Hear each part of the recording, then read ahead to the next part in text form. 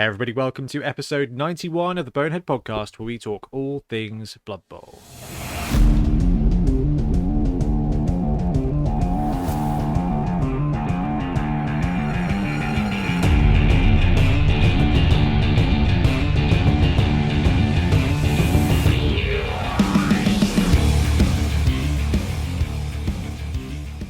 And jingle. Welcome back. I'm Ben, and once again, I'm joined by Blood Tithe Ben. Hey BT, how you doing today? Hello. Yeah, doing very well, thanks. Very, very good. Happy Easter. Happy Easter, everybody, indeed. And to celebrate Easter and all things chocolatey and Blood Bowl-y, we've also dragged our 3D printing correspondent, Ian Triple Power Triplo, on today. Ian, how you doing, Trips? Evening, both. Very good. Looking forward to the Easter that is Norse. Yeah, I know. The timing is pretty tasty. So I tell you what, we got some stuff to talk about today. BT, can you remember what we're talking about?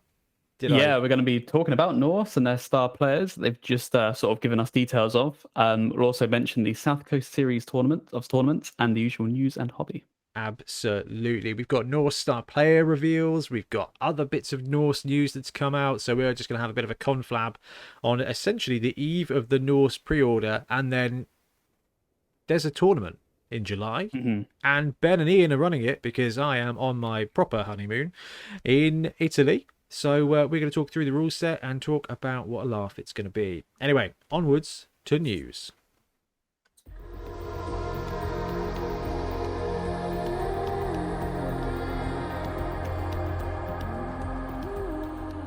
Okay, now, as Ben said, there's a ton of Norse goodness to talk through, so we are going to skip that and come back to it in a minute.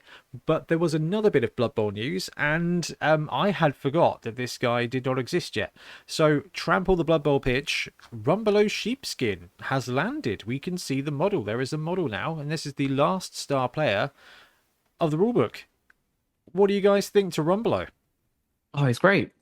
He's really, really, really cool. I like, this is just such a good star player model. Like, you know, he has pitch presence. He just looks so full of character. Really awesome job on this. I really like him. He's bang on the art. Oh, yes. Windows. He's absolutely bang on the art, I think. Trips, what do you reckon? It's definitely a bit of fun. I mean, it's nice to see them finally complete the set. I think if you needed a Rumbler, you've probably had to work around it and find another model.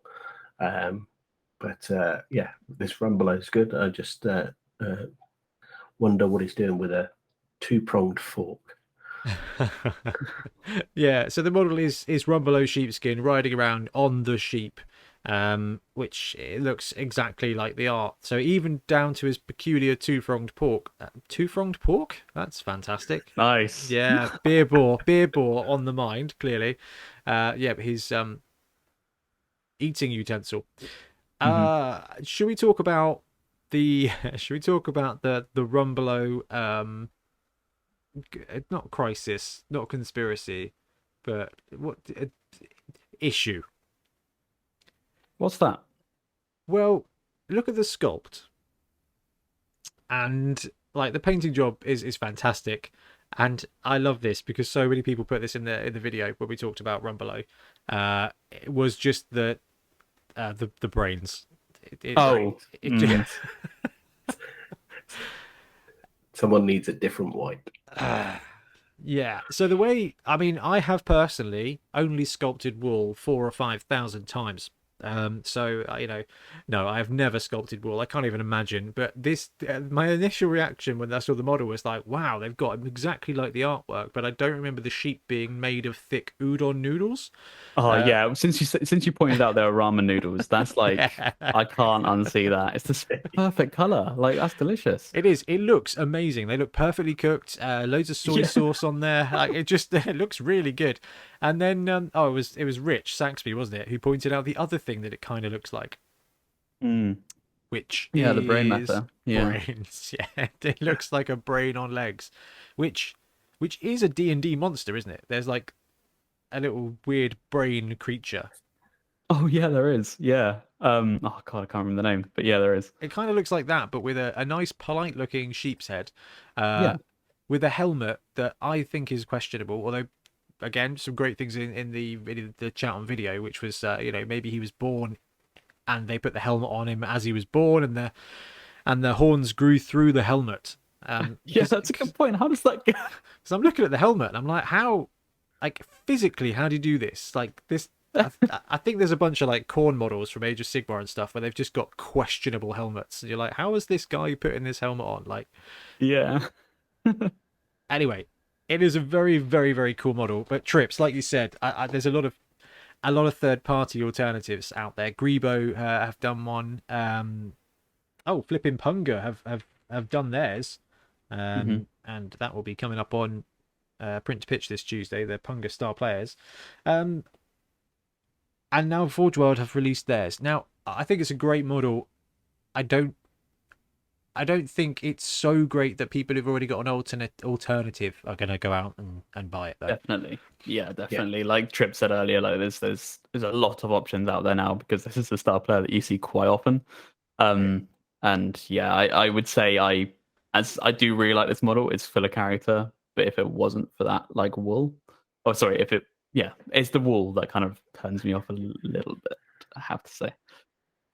But if you are going to get into a halfling team, you are going to need Star Players, and this is a good one. So yeah, pick it up with the box and make the sheep look like a sheep. Rumbelow is excellent. Like 170k block, tackle, strength 4 on the blitz. Like he's a really solid like safety, or sweeper in the backfield, and that's absolutely huge. And it's a bargain price for 170k for all the other teams.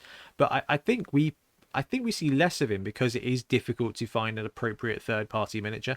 Like there are some good ones out there now from Grebo, but for a while it was all about getting the Warlords of Erewhon, halfling goat rider archers, and then putting bits of Blood Bowl, which was awesome for a while, but it just didn't feel quite right. And Grebo just Greboed all over the place because they're so good at doing their stars and have a little baguette lance, which was just awesome. Now we've got the actual model from Forge World, which is cool. And I was not expecting to see this. In fact, like we saw the Norse gear come out this week, and I was very bold on my video on Sunday, and I was like, right, tomorrow we're going to see the last Star Player spotlight from Games Workshop. We'll find out more about the Yeti with the jazzy everything, and it was Berry in the comments. He was like, Ben, you're completely wrong. I have to disagree with you. You're not going to see the Star Player this week. You're going to see this instead. Maybe they'll finish the week with the Star Player. Berry has been bang on.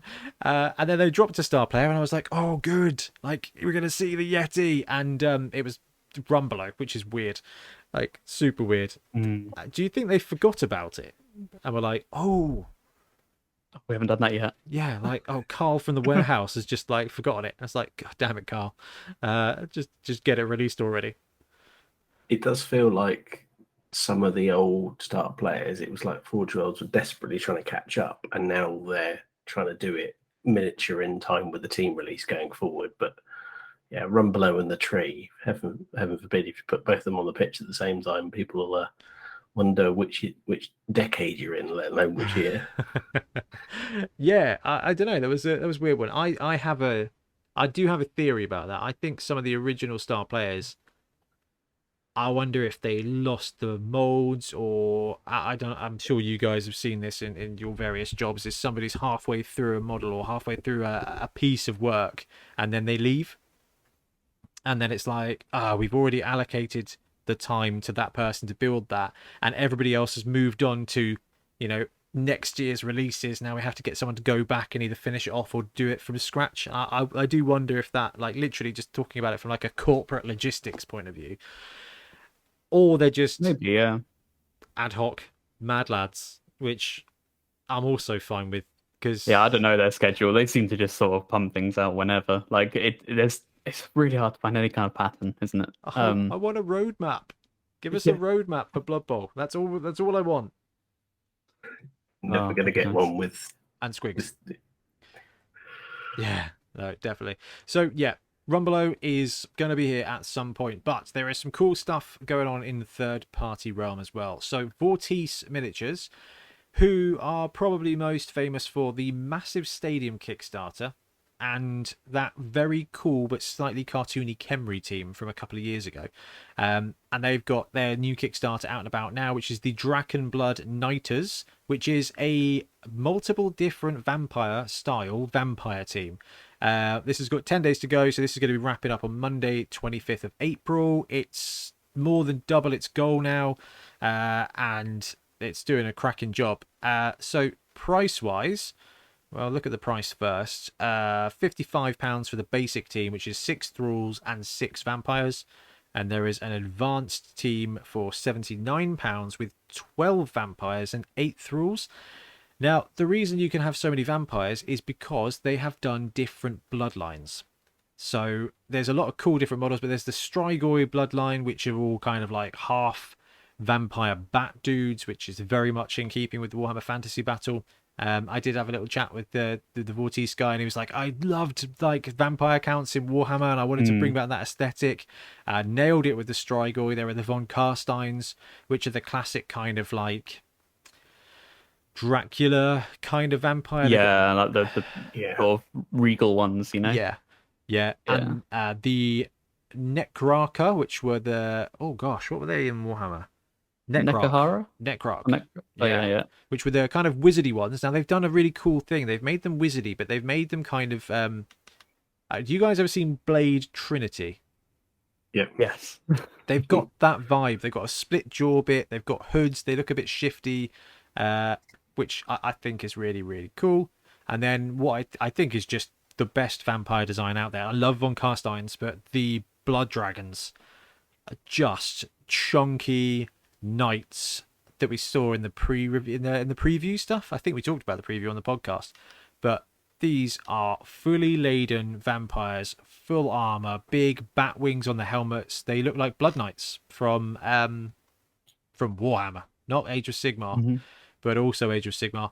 And then there's also the Larmian bloodline, which is like the female Cleopatra kind of vibe, although they've kind of dropped the Cleopatra vibe and have just gone with basically female Spider-Man looking vampires. Yeah, very spidery.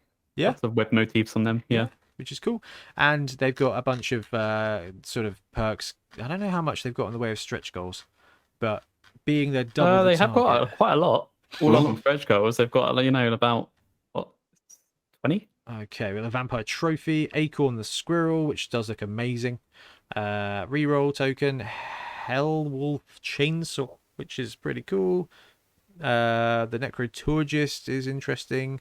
Skull Half-Geist looks like a dwarf ape. Interesting design. They've got Gretchen. Why have they got Gretchen before Bruce? No one's ever going to take Gretchen. Anyway, the models look really lovely, really well sculpted, and will come in high quality resin.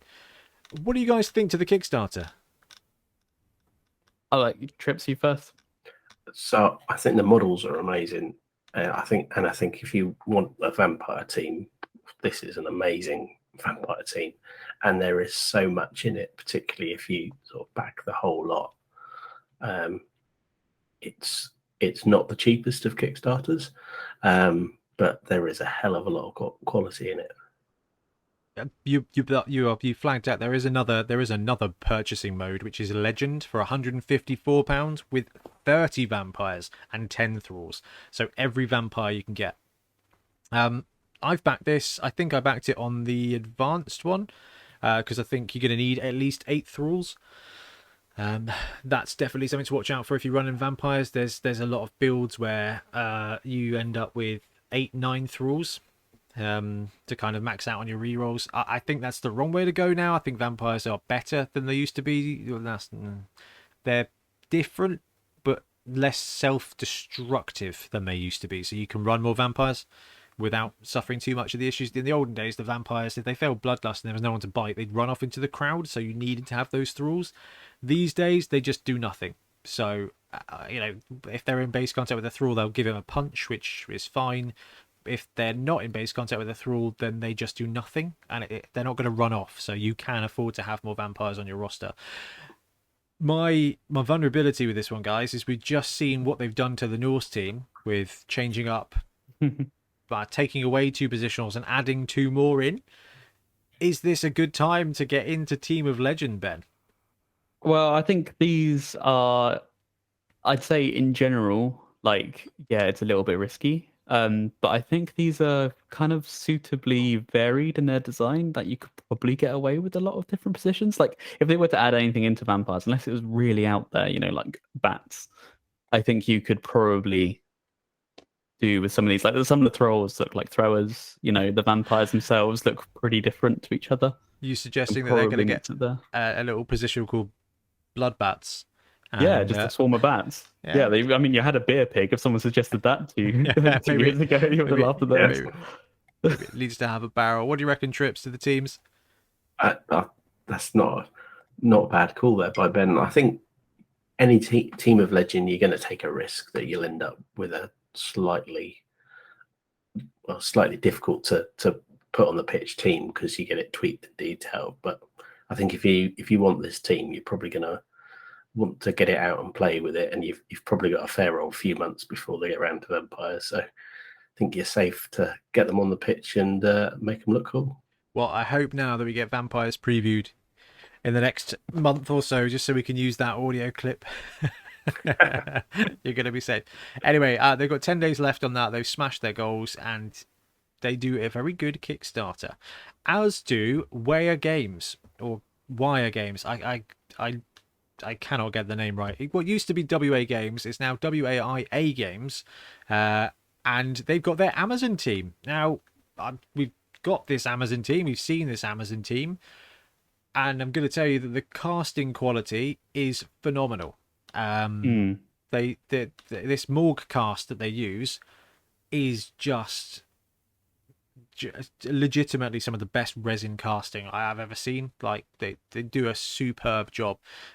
It's a full-on Amazon team, and I think £54 gets you 8 linewomen, 2 throwers, 2 catchers, and 4 blitzers. So you can run this as human team. They've even got a human team version of it as well, with 8 linewomen, 2 throwers, 2 catchers, 4 blitzers, and an ogress.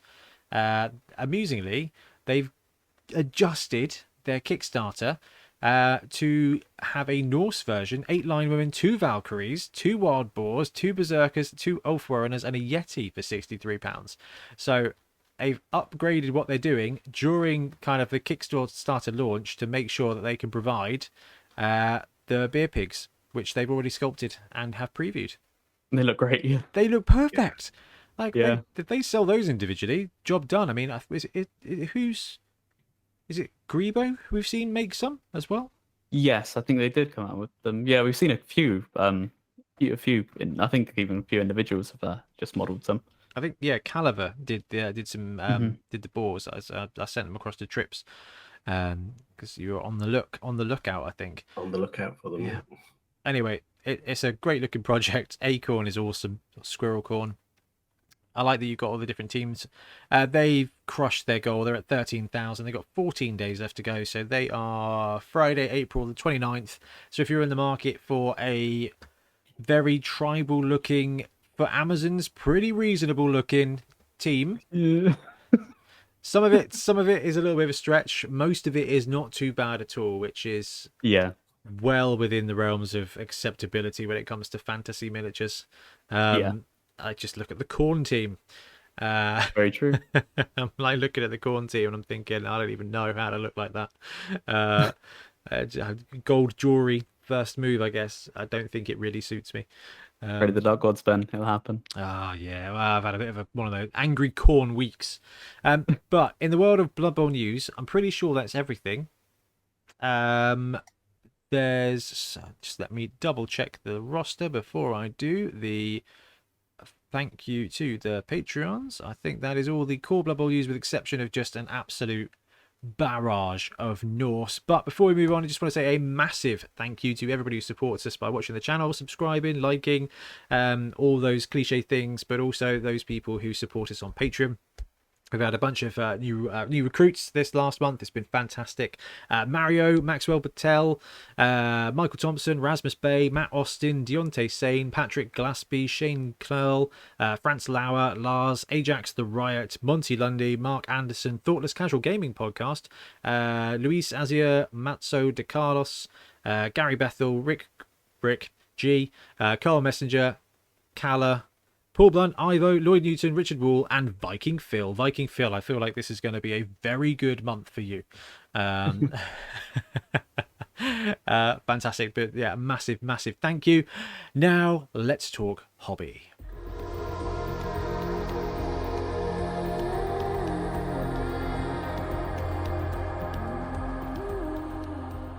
And we're back. Okay, so it's hobby and painting and gaming time. I think it's appropriate that we start with trips today, because you are a little hobby machine.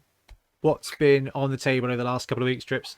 Last couple of weeks. So finished the College of Death for Dungeon Bowl. That was I think a 4 or 5 day turnaround from them sitting gathering dust on the shelf to the team looks great. Yeah, really good team. That's the MG Picks team. Really enjoyed painting them up. Lots of character, and had a bit of fun with an airbrush as well. So always good to try that. And I spent most of the time getting the airbrush to work, and then after that, it was much easier. And then then had a little break and have been painting hobby coasters. Because I've done a resin pour of coasters today with some Blood Bowl scatter templates or other game symbols and details. So that is currently drying over to my right, and hopefully tomorrow it won't be an absolute disaster. I think they are awesome, and I do hope that you get that shared out there, Trips, as soon as you feel comfortable. Because I think it's awesome. Absolutely brilliant piece of work. Got to say, using the old Bunsen burner effectively to get rid of the bubbles is quite good fun. Is that not what resin did you? Oh, sorry. Yeah, I was thinking that. Sorry? Is it not a creme brulee burner? It is basically, yeah. That's amazing. That is genius. Sorry, Ben, your question was much more poignant than mine. I was going to say, like, what kind of resin was it? Because I've heard some of this stuff can really stink, right? Like polyester resin, is it? Yeah, so just got some craft resin. Got it off Amazon. So, really good reviews. It's a little bit whiffy, but 10 minutes later it's gone, and that's good. Didn't knock me out while using the Bunsen burner. So flame-proof resin, huh? Yeah, much more flame-proof than the towels it was on, which started to smoulder nicely. Oh, that's brilliant. It's not quite the same as cleaning resin next to your curry, but it's up there with the safety rating, I reckon. It's adds the flavour. Best curry ever. How about you, BT? You've been getting some games in of some stuff. Yeah, I've actually had quite a few games. I've been playing a lot of 40k lately, which is kind of cool because they've brought out this new system called Tempest of War, which is like old Maelstrom of War for anyone who played 40k, like 7th edition. Well, actually, that was an 8th edition, but old Maelstrom of War. You draw cards, you do what it says on the card, and it's been really fun and it's really invigorated. Like a love for 40k again. Like 40k has been quite stale, and I found it quite annoying. And there are still aspects of 40k which are annoying. Anyone who likes 40k hates 40k. So it's you've always got that relationship. But I've had a couple of games, and I've really enjoyed it. And I've been painting up some orcs for it as well. So I recently got the commandos from Kill Team. They're so good. And God, they're such good models, but they are lovely. My God, the mold lines on them are the worst. If anyone has picked up a set, because I was looking online after our friend Ian was talking about it, it's infamous. If you do get a set of them, be prepared for it to take hours scraping those things off, because it's probably the worst I've seen on any Games Workshop kit. And I'm surprised it got past quality control, because it's pretty bad. That's the Kill Team I've yet to assemble. So looking forward. Oh, good luck with that. Yeah, it took so long. They looked really bad. Like I'm I'm proper cowboy when it comes. I don't really clean up mold lines unless they look really bad, but these looked. I wouldn't have been able to leave them.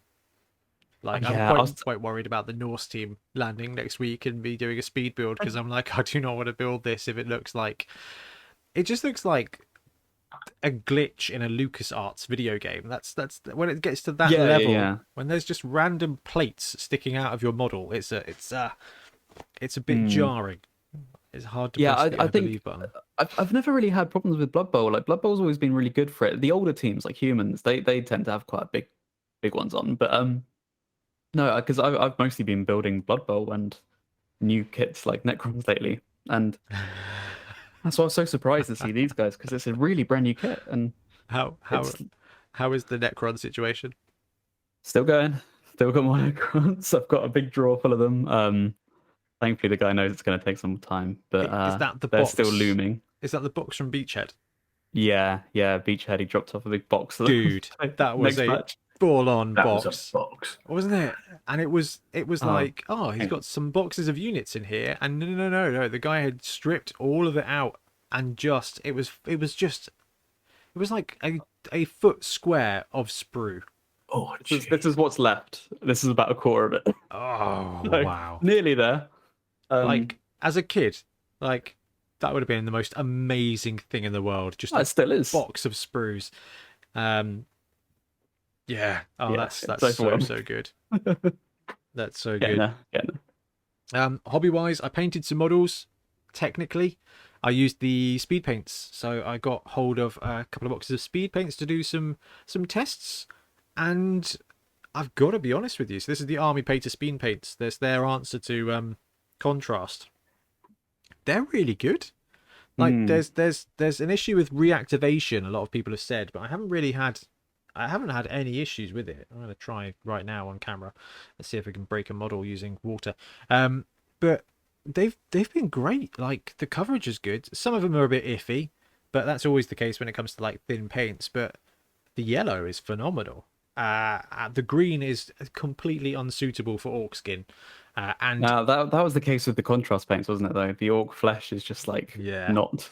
And it is the perfect color for green screens. However, so I was doing like the finish up of the video, and I was like, yeah, I painted this orc, and it is just the armor because his face, his hands are just completely invisible. It's perfect key code. Like it. Yeah, I know. I thought that was quite clever, but no, that was good, and it got me painting, and I got a chance to paint. I printed off a mummy from MG Picks because they are just some of the best models. And after seeing yours, Trips, I was like, I know the one I need for the bone paint. Yeah, exactly, that chunky mummy boy. I was like, this is perfect. And I tell you what, that paint has been brilliant. And within the space of I don't know an hour or whatever it took to film the video, I created an even more lazy boy process. So you know how contrast and speed paints are not lazy, but they cut corners, right? So it's one coat and it does all the stuff. I cut out the brush and I was just using the dropper to drop it onto the top of the model and then just used the brush to kind of push it down because I had enough on the plate, and then I ran out because you don't know how much you're going to need because some of it's thicker than others. So I ran out and I was like, oh, I'm just going to use the dropper and put it on the model and just flesh it through. Tell you what, speed paint made even speedier. That's painful. That's cut out the painful shading, cut out the highlighting, cut out the brush. Speed paints. Why don't you just get the old tins of dip wash and just dunk your models? You know, I never used that, but it always looked so promising. You can do it. Just go to B&Q, get a pot of house paint, and dip your models in. That's even faster. Yeah. There are times where that's needed, Ben. But no, in 2 instances. I've heard good things about the speed paints, though. I think my brother's just started painting miniatures, printing miniatures, now painting miniatures, and we got him a set, and he's managed to do a couple of orcs which look pretty good, and that's speed paint on its own, and giving him a few sort of level ups straight away. So yeah, that's really good. They were good. I got a couple of orcs painted. Got to my beloved Torchlight orcs, which are just outrageously fun models. So yeah, got a bit of paint on that. Otherwise, my last few weeks has just been absolute work fest. I was in Bracknell today, and I murdered my computer. I built a spreadsheet. I put together some other spreadsheets, and when I pressed Shift F9, my computer went Shift turn off, and I was like, "Well, that's new." And basically, I think the fan had been going for a while, so it was starting to overheat. So I started tracking the CPU usage. I was like, "Right, how many columns can I get away with?" No, that one turned it off, and I was working late last night. And it got to about 9 o'clock, and I could only Shift F9 with 4 new columns on this sheet, and I was like, "This is not working." But the new fan came today, and we're recording, and it's not turned off just yet, so that's okay. But more Fingers importantly, crossed. Tiff and I rage bought a laptop because I was like, "Well, PC's dead. The work laptop won't run the spreadsheets, so I need this for work." And she was like, "Let's just order it. Like, let's just order it now. Like, I know you're going to get it at the end of the month, but let's just order it now." So Alienware laptop will be arriving Nice. tomorrow. And if the PC is running all right, this means that I should have no issues streaming Blood Bowl 3 when it comes out, which is all part of like the long-term plan. So that'll be cool. And also Warhammer Total War 3, in theory. That's the dream. That should be fun. Yeah, that'd be good. It, That'd Yeah. be really good. it should be Good game. fine. It's $1.5 grand of tank laptop. I'm Definitely. super happy. I haven't had an Alienware for like, how old am I? 15 years. Wow. 15, I know. And that one did a great job for like 6-7 years before I dropped it. So I got the accidental cover. Thank you, johnlewis.com. And therefore I also got discount, which was good. So yes, that's good. So the new laptop will come, which should hopefully mean we can do more stuff, and it's going to massively help hopefully the way we record, because when we went round to yours, Ben, to do the Dungeon Bowl stuff, Oh god, yeah. bringing an entire PC was not optimal. It was like a LAN party back in the day. It was. It smelled. yeah. It smelled much better. Less 14-year-olds, yeah. At the beginning of the day, yeah. No, it was good. No, very, very exciting. And I've got 2 massive boxes of gear in the hallway for Dungeon Bowl. The maps turned up today, which is very That's exciting. exciting. Yep. All of the bits of loot should be turning up soon, including the Bonehead Championship winners bits as well, which is quite cool. So that's going to be another chunky box of goodness. I think we're mostly set for that tournament, which means we can kind of start looking forward to the next tournament. And I've already started thinking about the tournament after that. So we have got a good year coming up.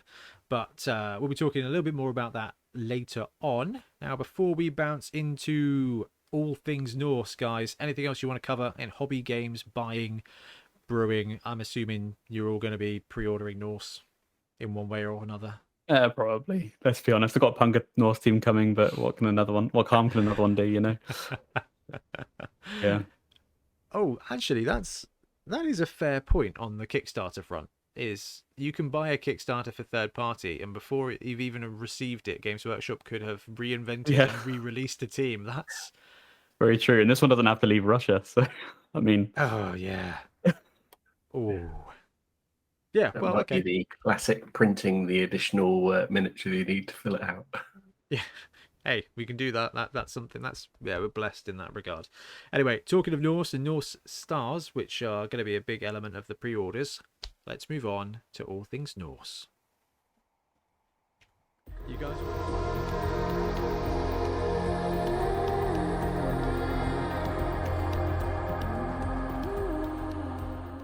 Okay, so we've been, I don't want to say spoiled by Games Workshop, but the news feed has been saturated with Games Workshop Blood Bowl articles, and it has been awesome over the last few weeks. We had the, Ben, what was the tournament? Where did they do the previews? Was it Adepticon? Adepticon. Yeah. I know it was only 3 weeks ago, but still. So there was the Adepticon release where it was like, boom, Norse are coming. We bet you didn't know this, despite seeing the Yeti. And then we had a couple of star players, and then they had some of the Norse team's rules released. So what we're going to do is we're going to have a look through that article and have a chat about what the Norse team well, kind of flesh out some of the details. On the last podcast, we talked through what we could see from the team box, and now we've actually got rules for most of these players. So the new Norse team box is going to have 14 players. It's going to have 6 linemen, 2 berserkers, 2 Ulfbrunners, 2 Valkyries, a new player type, and 2 beer boars, a very new player type in quotation marks, because I am dubious about the eligibility of an animal with something strapped to it being considered a player, but I am not a referee. So, if you're going to bribe a referee with beer, then definitely go through it. I'm not sure you'd want to say that to a Minotaur. Yeah, all right. Well, let's talk about this first. We're already derailed before we get into it. I don't understand. Where's the line? Like, where's the line? Like, I can imagine a There's no Minotaur. line. I can imagine a Minotaur or a troll negotiating a contract very poorly, right? But I can see them being like, yes, I want to be paid for this, or I want to be the best Minotaur player out there, or the trolls just, trolling around. I can see that. This is just a boar, though. Like It's just a pig. Actual Yeah, pig with a barrel strapped to it. And they're like, no. He's got a number. Like, he's got a name. Therefore, he's a player. It's kind of like, fine. But and there is a bit of a trend here. Games Workshop are exploring design space, which is awesome. And they're exploring a little bit of untraveled territory in fluff space as well. Like, why has no other team discovered that barrels are legal in Blood Bowl? Is what somebody put in one of the videos. They were like, I just don't understand why barrels are legal in Blood Bowl all of a sudden, but everything else is not. I'm like, yeah, I don't know why the line is drawn there. Anyway, talking about barrels, Norse are all about the beer now. So the linemen have a new rule, and it's called Drunkard. So this player suffers a -1 penalty to the dice roll when attempting to rush. So it's just the lineman, and I think it is balanced out somewhat by the fact that they also are now gaining Thick Skull. What do we think to the Drunkard skill? We'll come to whether or not Thick Skull balances it out or not in a second. But, I mean, guys, I play every team like Skaven, as the internet knows. So rushing around is kind of a thing I do a lot. In fact, when I played one of the first games of 2020 I played dwarves against goblins versus Ian, and my dwarves were absolutely hooning it around the pitch. Like, they were all movement 8. It was fantastic. Definitely not how to play dwarves. But so this is going to impact me as a coach, but will it impact you, Ben? I think it really does. I think it really shapes up the team's archetype. Like, it's a subtle change, but knowing that now rushing is really risky, I think it will really change up how you play. Like, movement, assuming they're going to be movement 6. Like, movement 6 when you can rush is still pretty quick. Like, I mean, it's the fastest player on a dwarf team, and they can still sometimes pull out their or a dwarf team. stretch rushes. Yeah, exactly.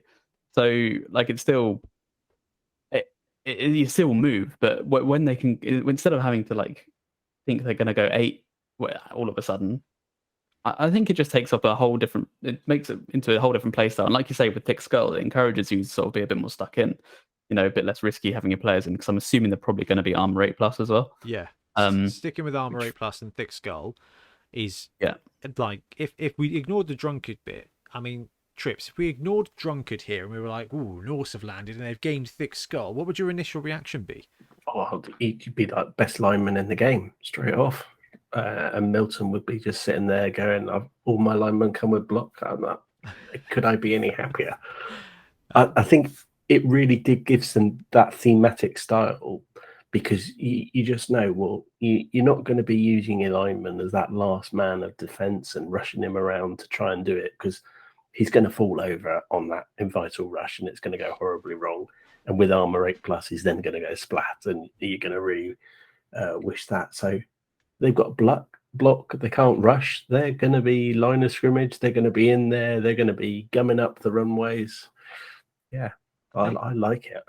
They are like, it's so funny, isn't it? The difference between the 2+ roll and a 3+ roll is the difference between, I wouldn't do that, and it's automatic.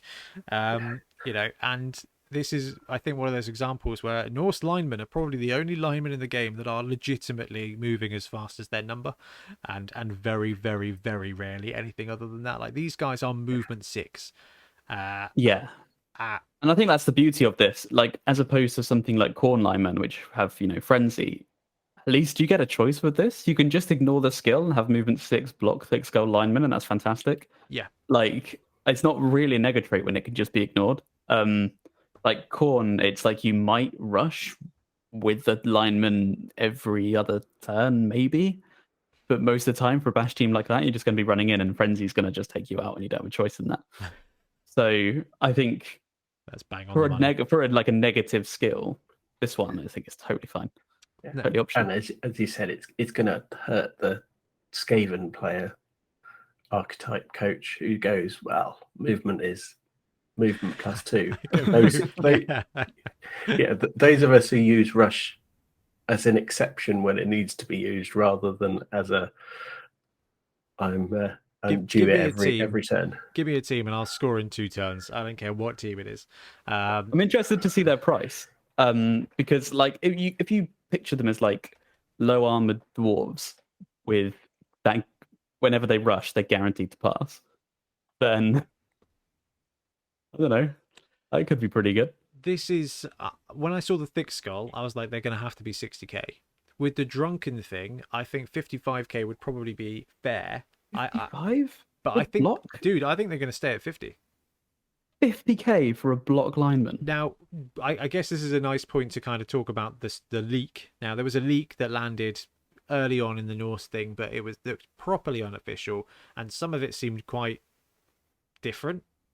It has turned out to be exactly accurate the entire way through. Ooh, so, I haven't seen this. So that would I popped it in our WhatsApp, and this is they're at 50k, and I'm inclined at this point to believe that they're going to be 50k. I definitely think that a cost increase would have been okay, but I think it is likely to be 50k for these linemen and sticking at that, which 50. Is. Yeah, they're a bargain before. They were 50 before in Teams of Legend Day, and they had block there. So, and I think on the whole, thick skull plus drunkard is a net positive.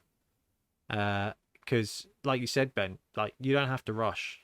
Like that's just yeah. Like it's going to limit you every now and again, but your Norse dudes are going to get punched all of the time. Thick skull. And they are only AV8 plus, and yeah, you're going to have a run of rolls and lose a whole bunch of them. And Trips, you'll know this from Black Orking.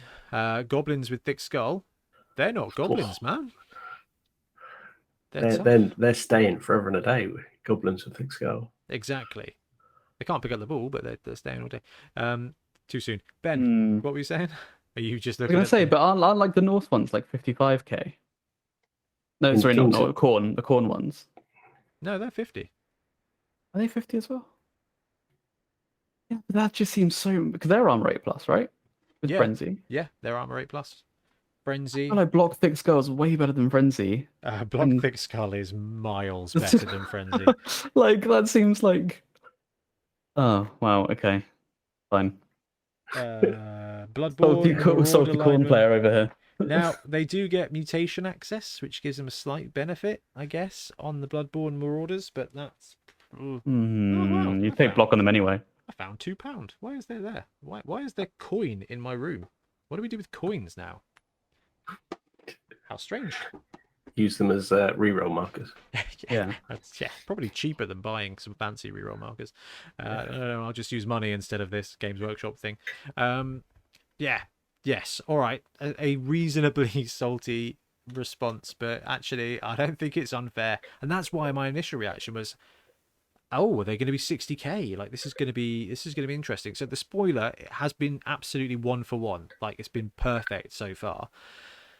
But I'm hedging my bets on a little bit of a balancing element when it comes to the lineman cost factor. Now, one thing some people did point out in the chat was the drunkard bit limits now, or makes those Norse lineman heavy teams less likely to be run a bunch of linemen with star players, which I think is definitely a factor. So moving on from that to the Norse Berserkers, they have stayed the same. They've got block, they've got jump up, and they've got frenzy. We don't know the cost, but we believe that's to be staying the same. Ben, have you still got that thing up on your screen? The spoiler. Which thing? I can find it. Or, No, I was trying to find it. I've got it. Or Trips, have you? Yeah. How Yeah. much are Berserkers sitting at on the spoiler? 90k. Sorry, the leak. Yeah, which I think is the same, isn't it? Yeah. So yeah, Berserkers going to be the same. I mean, they're good players. They are overshadowed by the Ulfwarners, I think. When it comes to the Norse team, I would historically I've chosen Yeti, Ulf, Catcher before the Berserkers, because I think So I've gone the other way. you've gone Berserkers instead of Ulfs.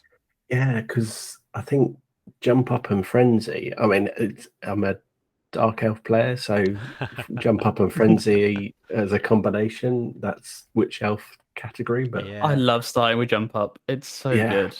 it gives you So so good. much flexibility. Oh, I don't know. I love the Old Foreigners, and they haven't changed either. Strength 4 and Frenzy, no combat skills, but 2 dice is a skill of its own. And at Movement 6, they are having 2 of those in your backfield. It's going to stop everybody. Like, they are slow Wilhelm Cheneys, and you get 2 of them. And that is definitely okay. There's a hefty element of hyperbole there, but movement 6, strength 4, frenzy is a wonderful starting point. Yeah. Like, bull centaurs are great players.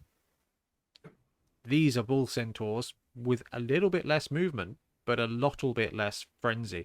So a little bit more frenzy. Nice, a little bit less. A little bit less, with a little bit more. Yeah. Frenzy on a strength 4 player is not nearly as risky as Frenzy on a strength 3 player. No. I love Ulfs. I think they're superb. I'm glad they've remained unchanged because it's such a fun element. Norse are such a strange team, like from a design aspect, because they've just got so much cool stuff. They've got, definitely one of the best linemen out there. Now, definitely one of the best with Thick Skull added to them. They've got blitzers with frenzy and block. They've got a Yeti, which is just a great big guy, and they've got Ulfwarners, who are just absolutely fantastic. I don't know, big blitzers, I guess. And now we've got one of the new positionals. So the Valkyrie, I mean, we speculated on this, didn't we, Ben? And said, well, maybe it's just gonna combine like the 2 pieces.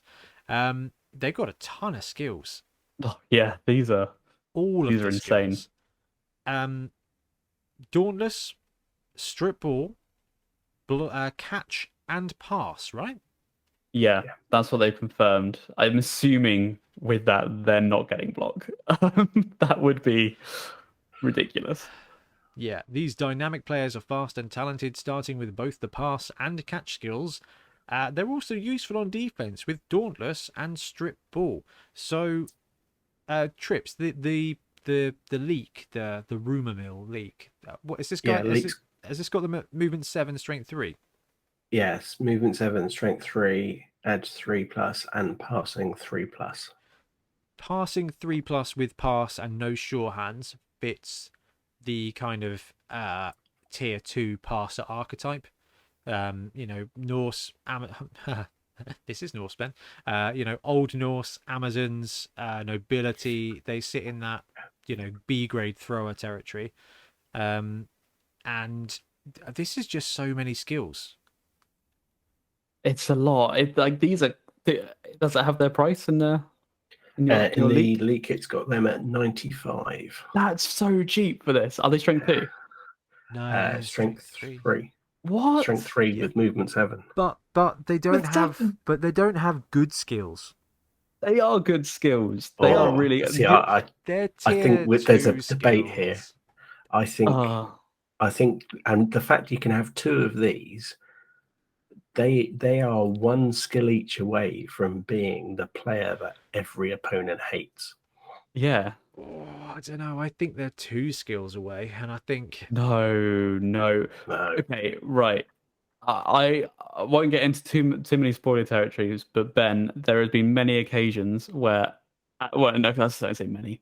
I'd say at least two, where I've past catched you, like just wins the game. And these have both of it, so you don't even need to do one or the other. Like whichever one is there, they have it. They've got Dauntless Strip Ball. They you can build them however you like. But 95k for movement 7 at strength 3, that's so good.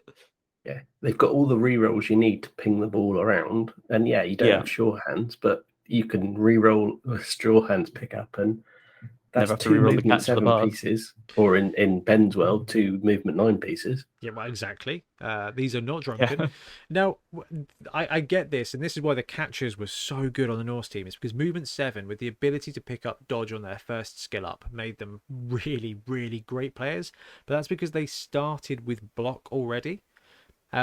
So these are really interesting ones, because pass and catch is going to be clutch when it's needed, but that's going to happen once per game, maybe twice per game. Nah, 4 times.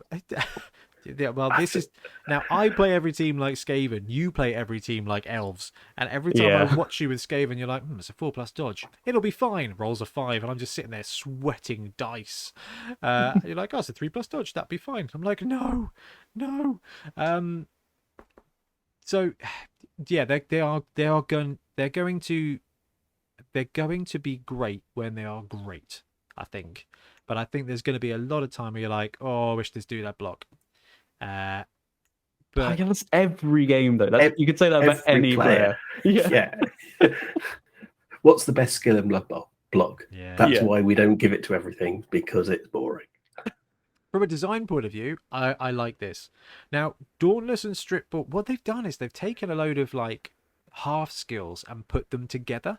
Now, Ben, we definitely talked about this last time. So we were like, well, if they've got block, they can't have sure hands, because that's just all of the good stuff. Like what we might see is like block and a couple of block and a half skill, block and a couple of half skills. By half skills I mean things like running pass or fend, or stand firm. That's kind of like the second or third skill you'd take a player. Them starting with pass and catch does mean that they've got the goods to become really great players really quickly. You are correct on that one. Like, actually, if they've got access to, I think the rumor is AGP trips. AGP, yeah. Yeah, so as all as primaries. Yeah, you're one That's skill really away good. from having a movement 7 passing, quick, like 2+ quick pass on an edge 3 team with a player that already has catch. Like, you can build thrower. You can take blodge within 2 skills, and you've got yourself a dauntless strip ball piece. I was going to say, it's a shame you can't. Or if you get double like break tackle on these guys, it would be pretty insane if you wanted to make a proper like ball stacker. I think like Trip said is really good point, where they are one skill away from making them very, very good at whatever you want them to do. Whatever you want. I want to have 2 of these. I want to give them both dump off. I want to frustrate the hell out of my opponent, and I want to pick up like 6 completions as everybody tries desperately to go, who's got the ball? I think it's cool. They're a very unique player, even though they've got like a whole mishmash of weird skills. That's going to mean that this is now an archetype of player that's like the Valkyrie is this weird runner that can throw and do everything they want it to do, and every now and again it's going to dauntless a Minotaur, because they're like these heroic creatures, and I think that's pretty cool. You could design them as like 4 or 5 different types of player, and you're going to see that, because two skills on that player, and they could do of so much difference. But it could be as a massive passer, it could be as your dodging catcher, it could be as a blitzing safety. So yeah, wrestle strip ball dauntless is going to be pretty good on the defense. And it kind of, it's an interesting, really, really interesting one. I am very excited to get them to the pitch and start seeing, because I think you guys are right. I think there's going to be some games where they are just brilliant, but I think there's going to be some games where they are just a little bit lackluster.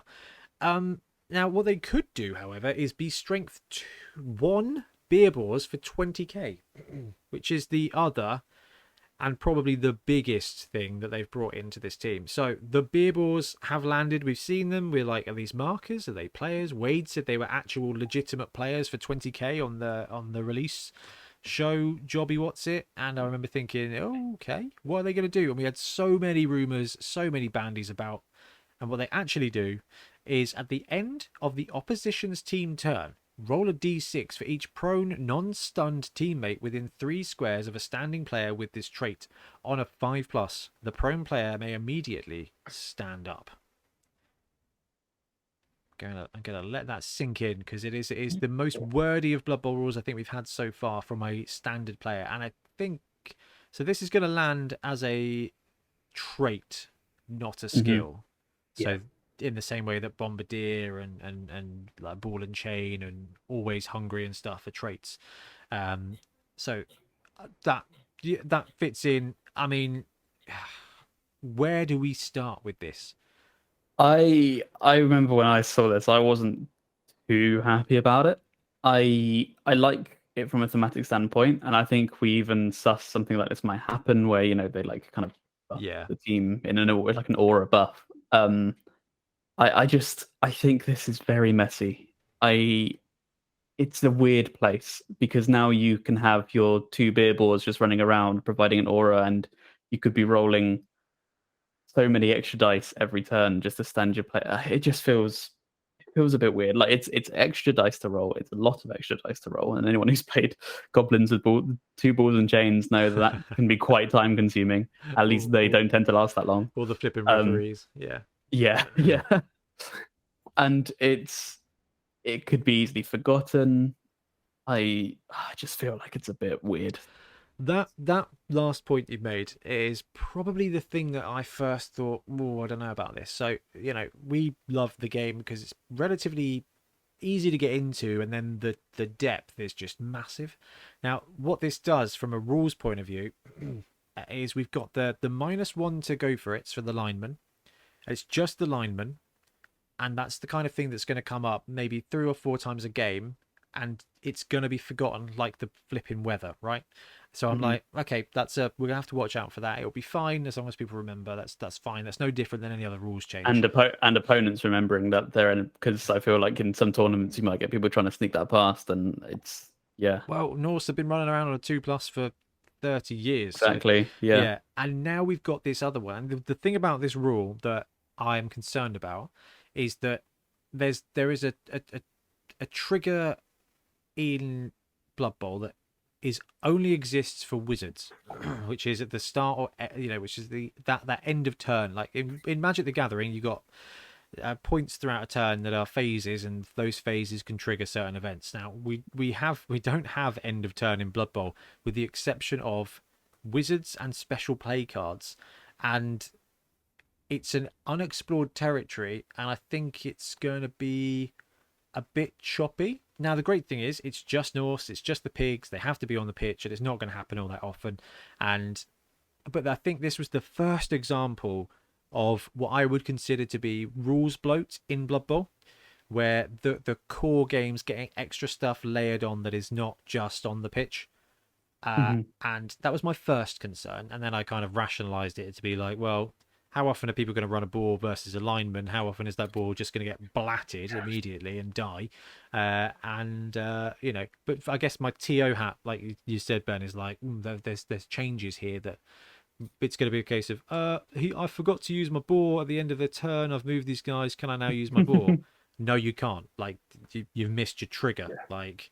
This is now you've gone to your draw step. I'm afraid you've not untapped your lands. Get out, and that's okay. Trips, what's your take on the pick me up? So I think I agree with a lot of what you both said. I think thematically they're amazing, and if you just look at it from that point of view, it's whoever came up with that was probably in a pub having a drink, and it's sat really nicely. I think the bit about the rules is really important, but I think that's true of the entire Norse team. This is not a simple team. This is sort of in Goblin category of, if you don't know what you're doing with Blood Bowl, this team comes with an awful lot of starting skills and some traits and some bits and pieces that is going to make you really need to know what you're doing. So you'd never recommend Norse as a starter team now. It's But sort I of, think you would have in the olden days. I think you might have, but I think now it's definitely in that know what you're doing and go down there. So it could be a problem in tournaments. But I think the other thing is, how many times are you going to put this player on or this position on the pitch? And I think you'd be very brave, or you'll have a very squished team to ever have two on, even at 20k. It's two players you have not having on the pitch, and True. Norse have a tendency to die in swathes because of the armor. So Yeah.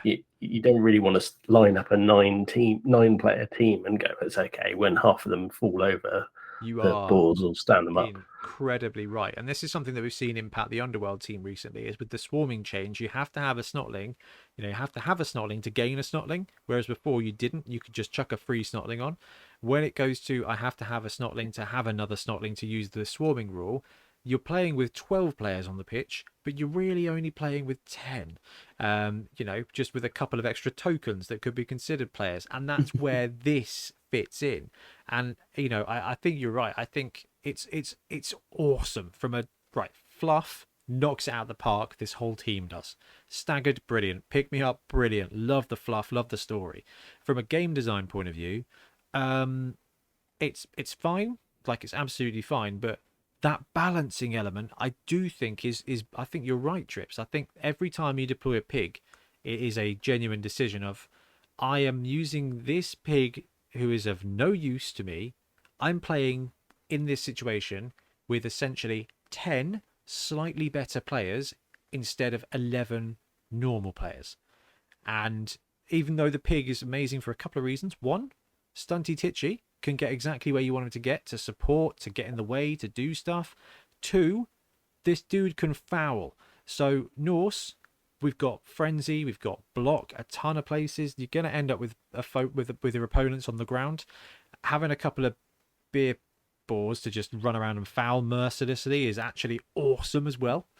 But for me, one of the things I'm really interested to properly sit down and do the maths about is, I believe that tournament builds are all about trying to get your maximum value, right? So the Norse thrower only ever used to get taken because he had access to leader, so you could take a 70k leader bloke instead of a 50k lineman with a 60k reroll. You were netting 40k, and that allowed you then to make sure that you could afford your second or Warrener and have better things for your team.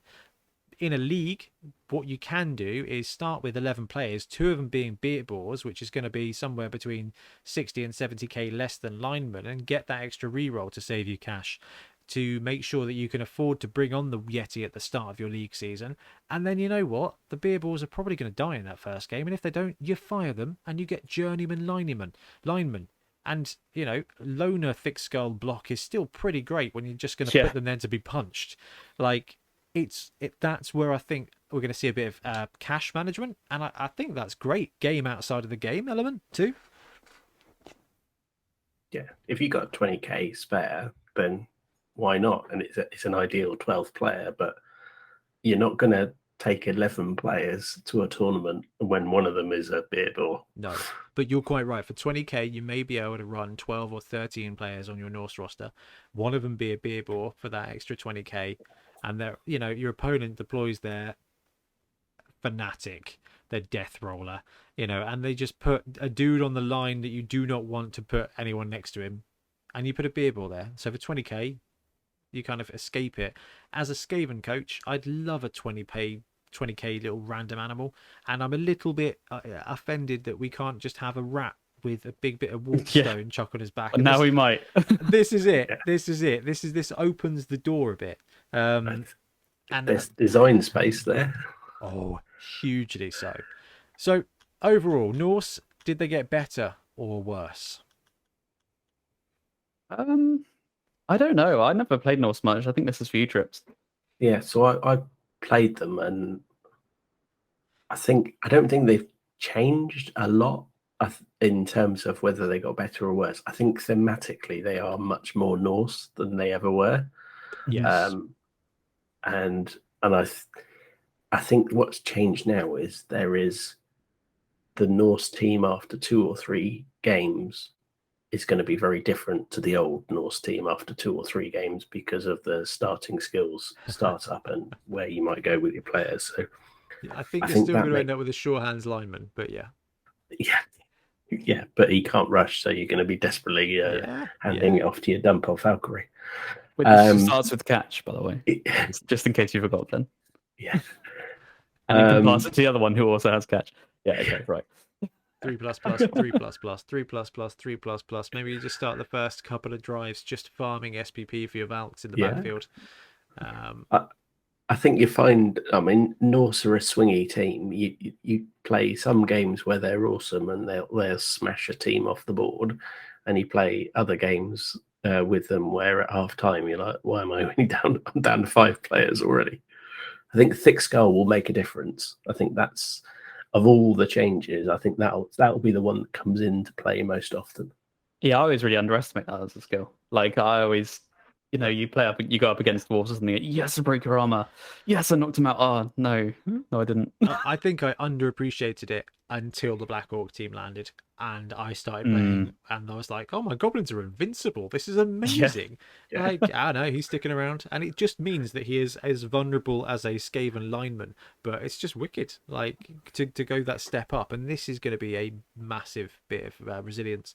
And I think I agree with you, Trips. I think the core team as it is has not massively changed. The only thing that's been changed is the lineman got better, and the catcher got, I'm going to say, a little bit worse to start with, because it's got block. Dauntless was what the catcher used to be. Now it's the Valkyrie. It's all those other skills instead, but still has Dauntless. So they've traded block for pass, catch, and strip ball, which is such a worthy trade because you play them differently. You play them differently. I'm sorry. Yeah. No, and no one ever took a Norse thrower. You only took a Norse thrower to get a leader reroll. You didn't take it the to throw the ball. Complete non-consideration. And we talked about this before. Like, the best thing they could have done for this team is to get rid of the thrower, and they've done it. And they've kept the core important piece of that catcher, which was the fact that you had a movement 7 piece. Amazons, boring as heck because everybody is 6-3-3-8. No, wait, no. Everyone is now 6-3-3+, 8+, and it's just no one's faster, no one's slower, no one's different.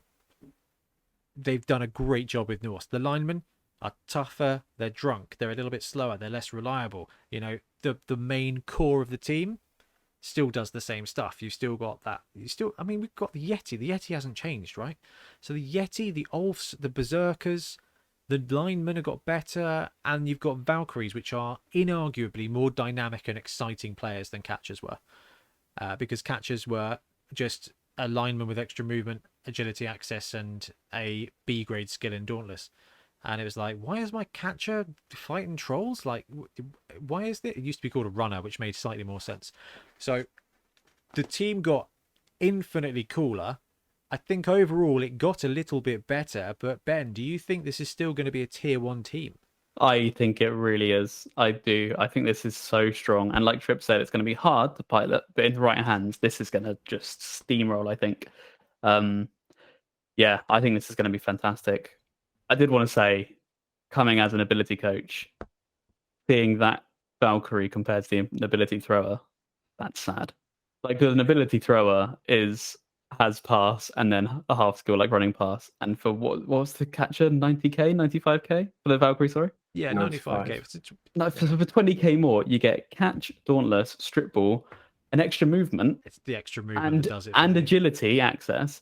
And when they're on the defensive, they're not just a lineman. Like, all the games I'm just playing on the defensive, I'm just like, yeah, that's right, it's just a lineman. It's just an expensive lineman. But now you have a dauntless strip ball piece. So, like, when they're not doing the ball stuff, you just charge them and get it. So I just think it's so good. So I think so good. I think it's probably fair that before we move on to the star player bit, that we do talk a little bit about Games Workshop have been quite gentle with Blood Bowl, with the way they've tweaked it and introduced stuff. There was this massive fear, and some of it is well deserved. Some of it, I think they've earned their way back to a little bit of trust here. We've seen them introduce teams, Black Orcs, Snotlings, Nobility. They've all Corn. They've all landed, and none of them have been tier 1 ruffle stumpers, right?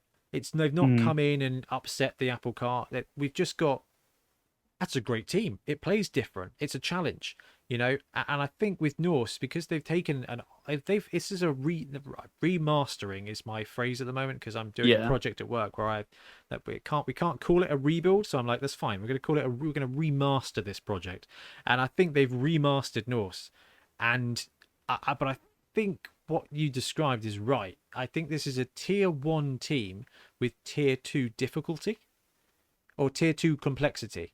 Yeah, I'd say that. Yeah, absolutely. And I don't think this team is going to come in and be any more powerful than it really was before. And I think that's great. Like, it might be a little bit more consistent. The linemen may stick around a little bit, but they're not Edge 2 flying around. This is you can still beat this team. They're going to be good, but Norse were always good. And maybe every now and again the beer bore is going to be spectacular, and your Yeti and Ulfwerner and a partridge in a pear tree are all going to stand up at the end of your opponent's turn. It's like they're being reanimated, which is a skill that should we probably be seeing on the undead team. Necromancer, strength 1 Necromancer on the pitch. When he's there, your players can stand up at the end of the turn. Boom. That's thematic too. However, I might see that. Dude, that'd be wicked. But this team, I think, it's going to get a tick up in the power rankings. I think it's going to go up 1 or 2 spots, because there's going to be a lot more games going in. But the Norse lineman resilience and the fact that actually they've not lost anything except block on 2 catches, which is certainly fine to recover from when the rest of your linemen get better. And they do have access to the beer ball, which is going to help roster building be a little bit better. Even if no one uses it, I actually think a sneaky beer ball is going to be really handy on defense. Like, you stack the line, your opponents can knock down a few of your guys. If they knock down 3 of your guys and they're not KO'd or anything, one of them's going to get back up statistically, and that's 1 extra block. And I did the maths, like, if one person's prone every turn, over the course of a game you get 5 extra stand-ups, which is almost, and this is again a nice bit of exaggeration and hyperbole, that's 5 extra blitzes per game.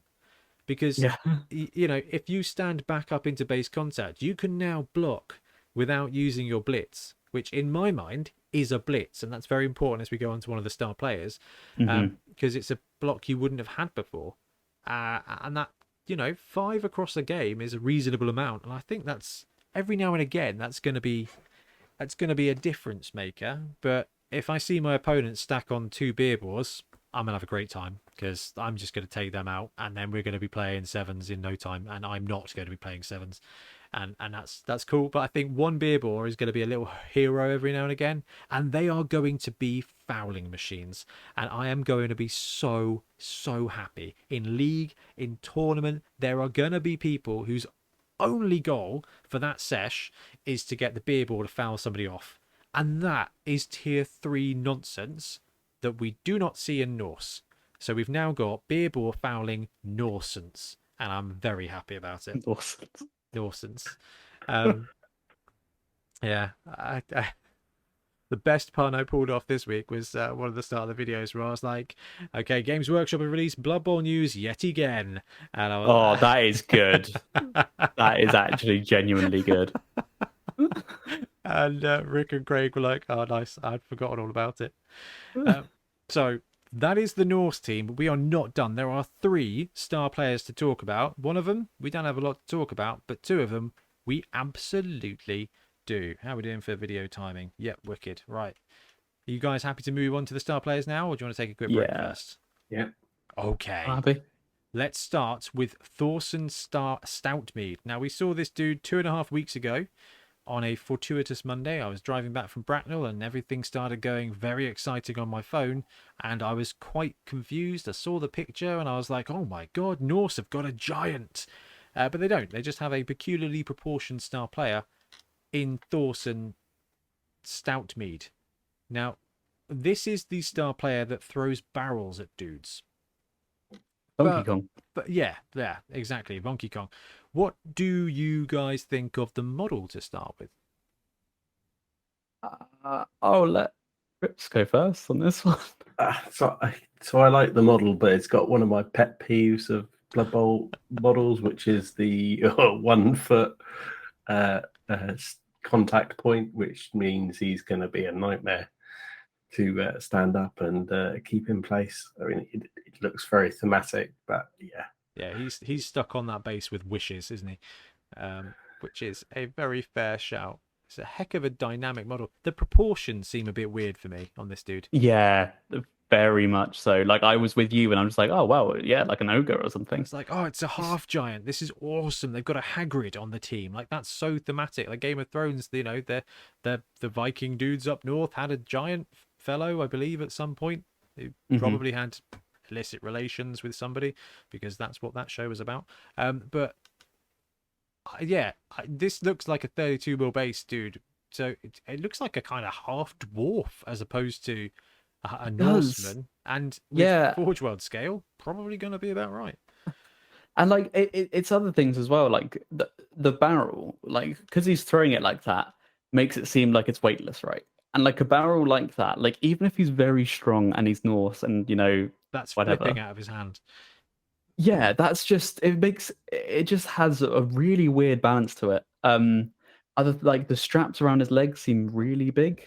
I don't know. Yeah, that's why I'm kind of with you. I like how it's sculpted. It looks really similar to something I printed actually. I had a third party Grack and Crumble barrier printed. When Yeah, I first got my printer, very similar to that. But yeah, it's just something about it is off. It's well made, just feels a bit off. we don't know what strength he is yet. So it's going to Probably be 4. I don't know. I hope he is, just for the sake of the model, and that would keep the price up, because his power, I think, is pretty powerful. So he's got a special power move, as star players have now. His is called Beer Barrel Bash. Once per drive, at the start of the activation, Thorson may perform a throw keg special action. When he does, select an opposition plumber climbing the ladders and throw a barrel at him within 3 squares of Thorson, and roll a d6. So at the start of Thorson's activation, so you're like, right, okay, we'll activate Thorson or Barrel Boy or Donkey Kong, and he's going to throw a keg with a range of 3 squares, and on a 3+, the target player is immediately knocked down. So that is knocked down, and when your player is knocked down, that player rolls armor. Okay, so that is a 3+, knock down any dude within 3 squares. There's no interception, there's no deflection, there's no catching the barrel. This is just LOL, 3+, the ball carrier falls over. However, on a 1, Thorson is knocked down himself, and this is once per drive. This is not once per game.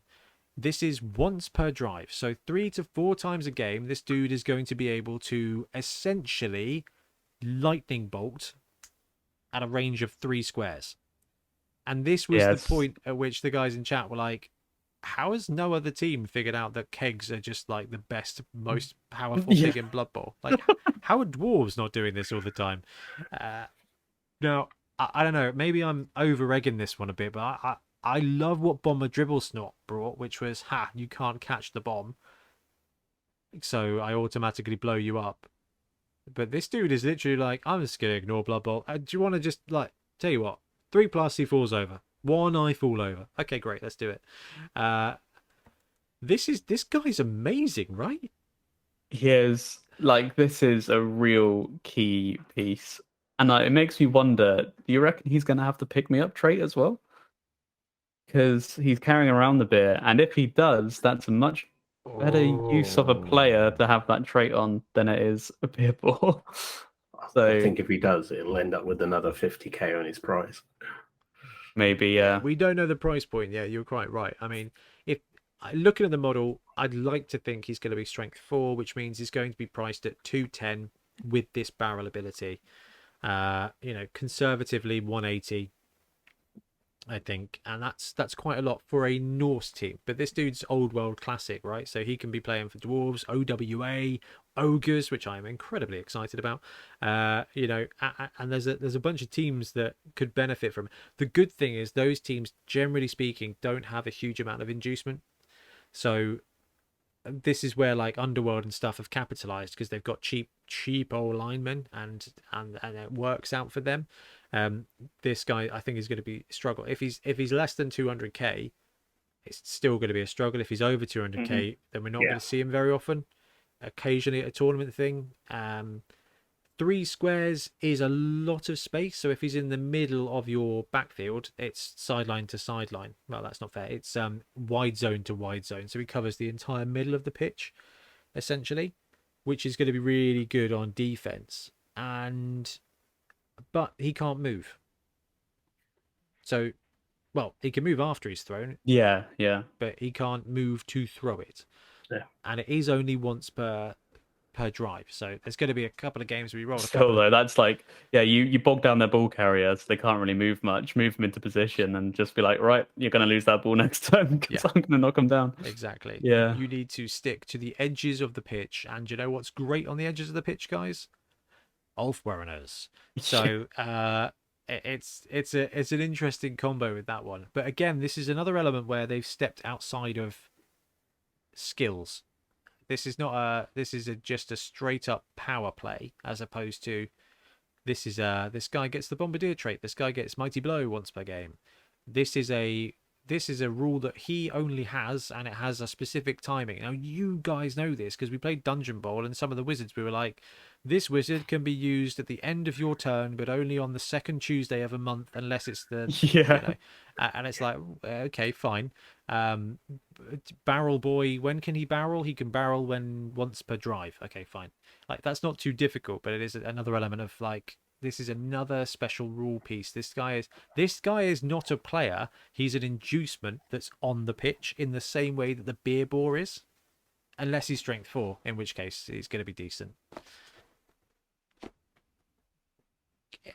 Yeah, I'd agree. I think the thing with all-star players is it comes down to the price. If they're in that sweet spot, you can afford them, then you're going to buy him. If he's overpriced for the general stat line, it's going to be a fascinating star player that is never really used. I really want a third party to do a Donkey Kong model for this because I think that's just ubiquitous. Because this is really interesting. The skill set, the strength, the skill set, the stat block, and the price are going to be really interesting. But that power alone is going to be really. If you're aware of it, you're going to play around it, and I think it's going to be what do they call it in Magic the Gathering? I've been listening a lot to Limited Resources while I've been driving around. Threat of activation. So you're going to be playing around the fact that he can do it. Not so. It only takes one of those turns where you double skull or double one, and then you fail, and you're going to fail hard because now this guy's in position to just do his thing. Yeah, lob a or barrel. win more in that situation, but yeah. I think this guy would combo lovely on a goblin team.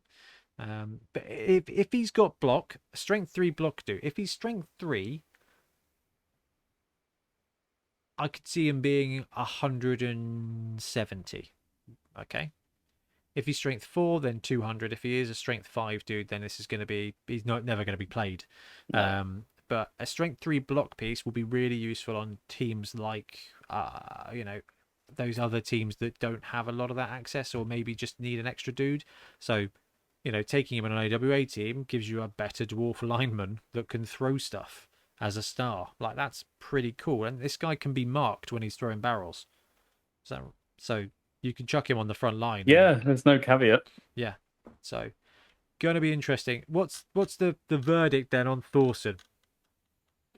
I think he's cool. I think the model is a bit weird. I think the ability is very strong. I do think he's going to have pick me up still. I mean, the line does say he's so enthusiastic for a mid-match pick me up that he carries an entire barrel around him on the go refueling purposes. I'd quite like him that's the purpose of it. I'd like him to have drunkard as well. Yeah, that would make sense. Again, probably useless because you just don't really want to. Completely. Yeah. But no, I think he'll be really solid. I think there could be ways you could run him with Norse. Like you said, Norse journeymen are fine. So if you're dying a lot, that could happen. That you have loads of TV left. But yeah, that's fair. Yeah. Trips, final thoughts on Thorson? I think thematic star. I don't think we're going to see him on the board very much. I think that's probably the best thing to hope for right now, is that he is a good option, but you have to give up other stuff to get away with it, and that's I think is a nice place for them to be in. Right, next up we've got Ivar Eriksson, Norska's less dressed answer to Griff Overworld. So Norse Griff is what I'm going to refer to this guy as, and interesting model. It's a good sculpt. His face is incredibly detailed.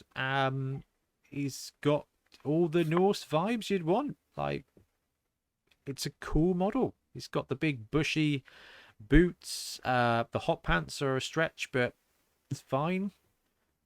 It's a good model. It's nothing stellar. I really like this guy. I actually really like him. I think it's got a nice simplicity and proper Star Player vibes. I think he, yeah, I think he just sort of, it gives me like the Griff kind of, Posing. posing, yeah, and just sort of that kind of presence. He looks like someone important, and yeah, I like the simplicity of it. I mean, And obviously, it's. Sorry, I was going to say, he doesn't have a flipping eagle sitting on his shoulder either. Yeah. So. You could definitely glue an animal on his fist. A boar. Yeah, just a teeny tiny boar. I'm a bit disappointed he doesn't have the helmet's cool. I would have been sweet to have a helmeted head option. Yeah, you're right. But I mean, it's fine. Now, strong, fast, and agile, Ericsson is the complete package. He's a dashing blitzer who can block, tackle, and guard. And he's been confirmed that he starts with block, tackle, and guard, which is a pretty decent skill set. Now, let's start talking about star player value here. They said it's his answer to Griff, so I think we're going to see at least one of strength 4 or edge 2 plus. What do you reckon? I think strength 4. You reckon? Yeah. I would rather he had strength 4 than edge 2 plus. With those skills, for sure. Yeah, I think if he's got strength 4 with those skills, that's a very good star player. And he's a player star as well, that just adds to your team and does a role of being a blitzer. Edge 2 plus is what the kind of team set needs, but they've already got Griff, I guess, and because of the way that star players are shared, tackle's going to be useful. Guard is really good, and I think the first guard star player or first guard player in Blood Bowl 2020, someone did point out that I think Slibley had it in 2016 edition, but 2020 first guard star player. So I'm bored with that. But this guy is exciting because of his super CO power. Raiding party once per drive, again per drive, not half, not Tuesday, not Wednesday, but drive.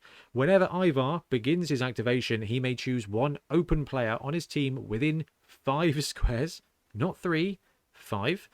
The chosen player may immediately move 1 square, ignoring tackle zones, although they must end this move marking an opposition player. This is a monstrous amount of the pitch. This is 11 squares by 11 squares, and your half is 13 squares by 15. So this dude in the shotgun means that one of your dudes who is not marked can move 1 square into base contact with an opponent. Thus, another blitz. Yeah. Yeah, essentially. I mean, if you're doing like the elf defense of just moving a square back every time, that is another blitz. It's just, this is so flexible. It opens up so much stuff. This will happen very regularly. It's once per drive, but I imagine most drives you'll be able to use this. You can gum up a hole, you can correct a mistake. Well, I think a lot of the time you're going to see this for the whole, I need this, this, and this to happen, and I need him to be there to support that, or to create the hole, or to catch the ball. Yeah. I mean, yeah, loose around ball on the ground. You could move a player onto a loose ball.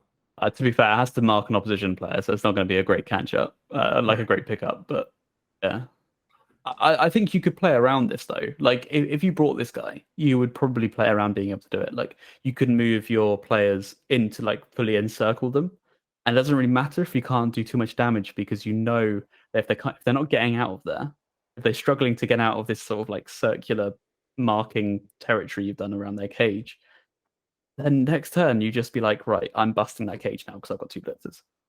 And you have a player with Dauntless and Stripboard on your team as well. So if you know that you can like blitz, if you can bust the cage with one of these players, then your Dauntless player can blitz easily without having to do the dodges. And I think that's just really cool.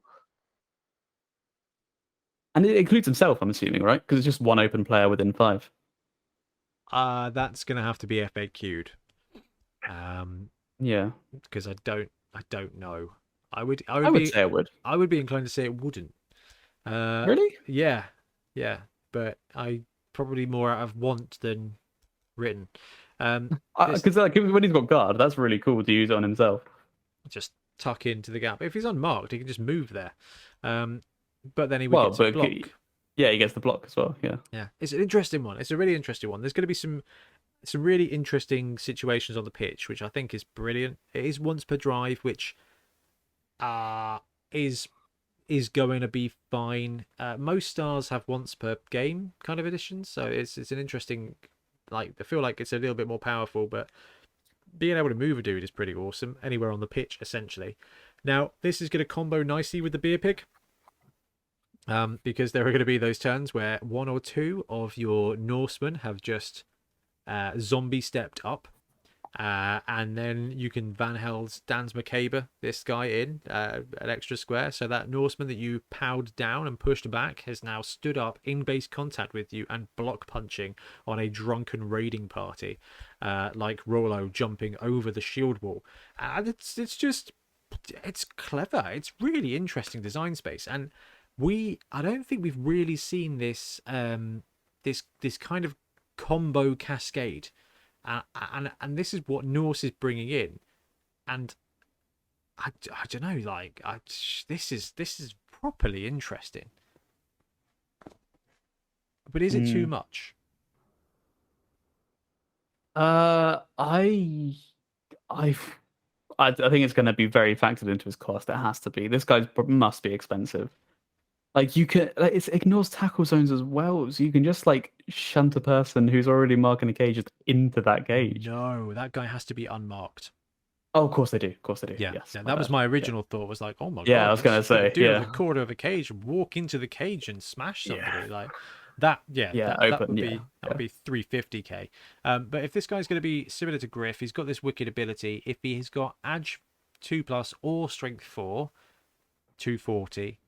If he's got Edge 2+ and Strength 4 and this ability and those skill sets, he's going to be Griff level 280, I think. If he's 200 and Strength 4, this guy's awesome. Yeah, I mean, yeah, he is really awesome, and I think a tournament must pick. I mean, the Barrel Boy is cool, but this guy is just going to allow you to play better Blood Bowl because you're going to like, oh, no, I'm actually, this guy's here instead. That's really interesting, like really cool. I'm a big fan. I think it's really just something very different. We've not seen it, and it's just a different element to think about with Blood Bowl. Definitely. Right.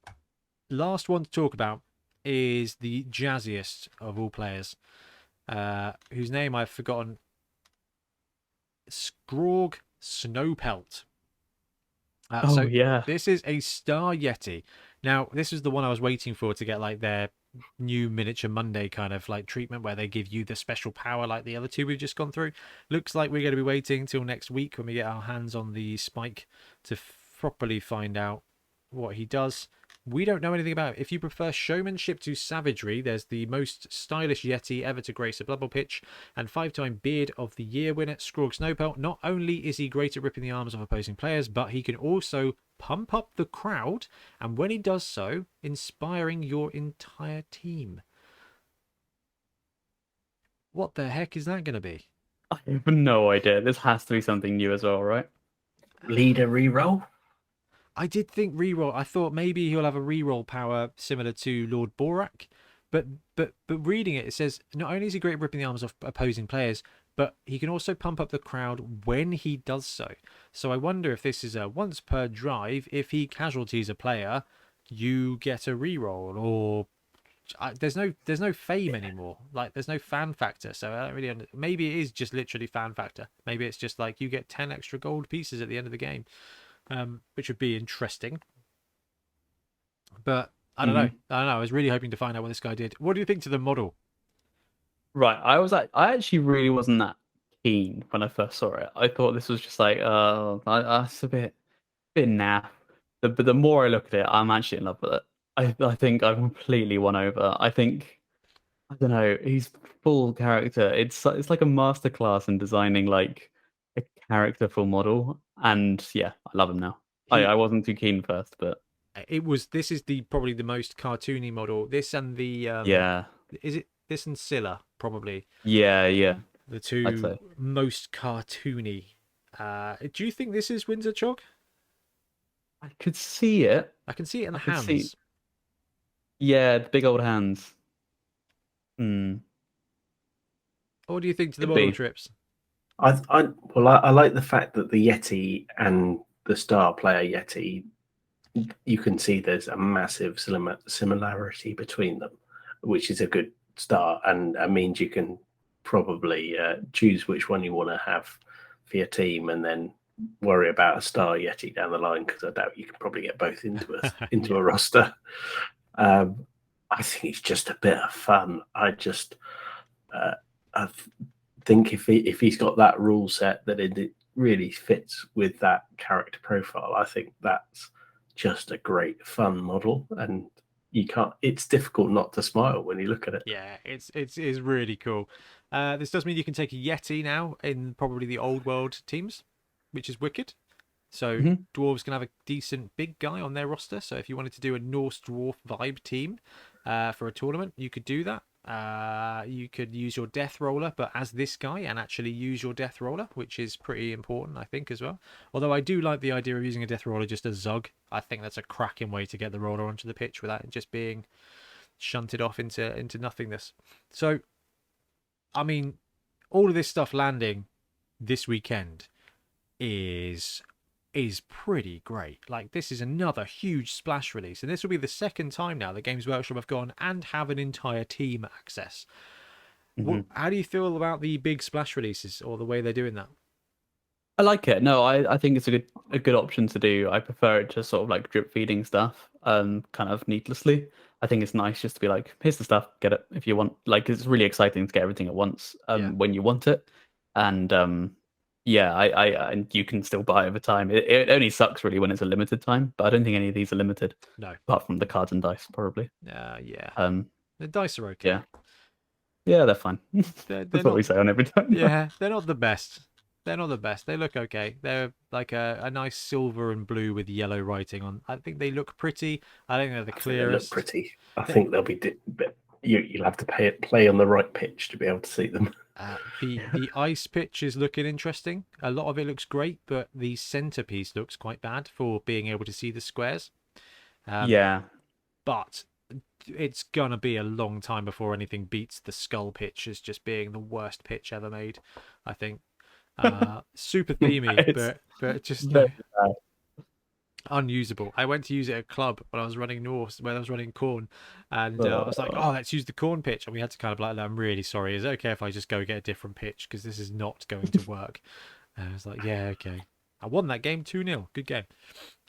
Good old Corn doing Corn things. Yeah, wicked. Right, anything you guys want to add on Norse before we take a quick break and wrap up with our July tournament? No? Cool. Right, let's take a quick break and be right back.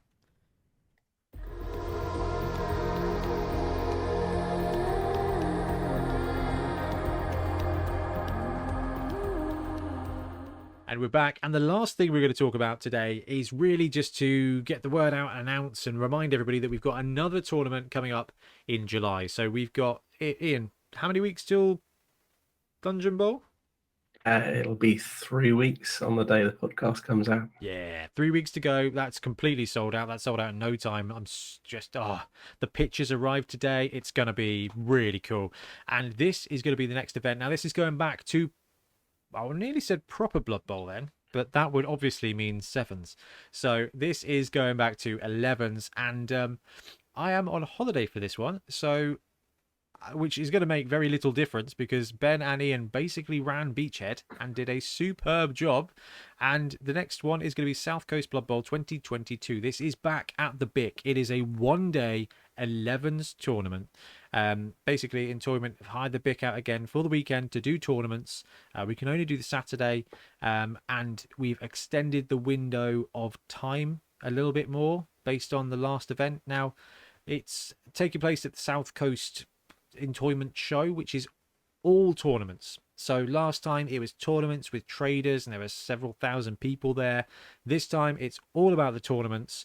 We are starting a little bit earlier, we're finishing a little bit later, so there'll be more time for lunch, more time in between rounds, and a little bit more breathing time to make sure that actually all flipping 60, 70, 80 players have got enough time to do that stuff you need to do, like eat and buy beer. Which is definitely an important part of Blood Bowl, especially with Norse landing. So this event is Saturday the 9th of July at the BIC. And what we're going to do is just quickly talk through some of the format and the registration times and things like that. So tournament schedule at 9:30 registration, 10 o'clock first match, 12:15 the lunch break till 1 o'clock, then 3:30 will be match 3, and then 6 o'clock will be the awards. So what we've managed to do is just move registration forward to give us at least 2.25 for each of the rounds, which gives and then a 15-minute buffer between rounds to get that right, and a 45-minute lunch break, which with a 2-hour 15 match should give you an hour basically, as long as you're timely. We're going to try and keep the matches to 2 hours, but what it does do is gives that bleed over time.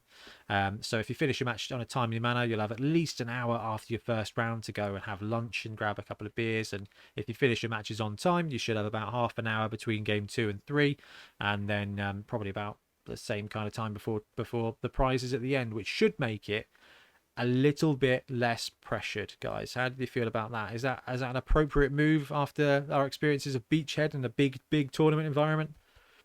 Yeah, I think that's fair. I think we learned a few lessons from that. Some things that feel quite, intense and back to back. I think it's going to be a little bit smoother now because we've got our heads around score, which we will be using again, because that was actually ended up being really good. And without it, I don't know, it could have been really chaotic.